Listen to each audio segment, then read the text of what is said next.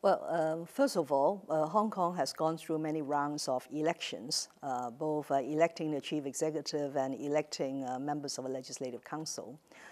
In recent years, we have seen quite clearly that there are certain people who manage to take advantage of the electoral arrangements to get into the legislative council, and then they would disrupt the work of the Legislative Council.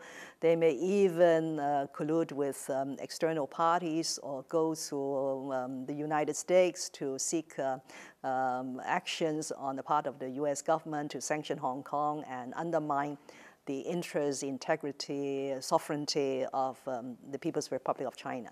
So this is what we meant by the loophole that has to be plugged. So how are we going to plug the loophole? One is, of course, to change the electoral arrangements. I could not disclose more details because at the moment, the whole exercise is still at the stage of the National People's Congress making a decision. And that decision, I believe, is only about principles and about the key features of the changes to the system. But at the same time, it will delegate authority to the National People's Congress Standing Committee to make detailed changes as reflected in Annex 1 and Annex 2 to the Basic Law, which sets out the detailed arrangements for selecting the chief executive, for forming the Legislative Council.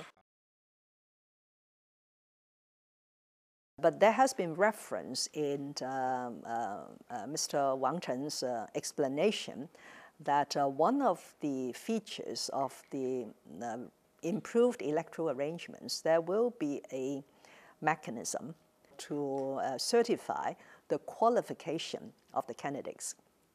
That is, whether that particular candidate could meet the threshold or standards of a patriot, and hence could get into an election to contest for the seats in the Legislative Council or to contest in the chief executive election.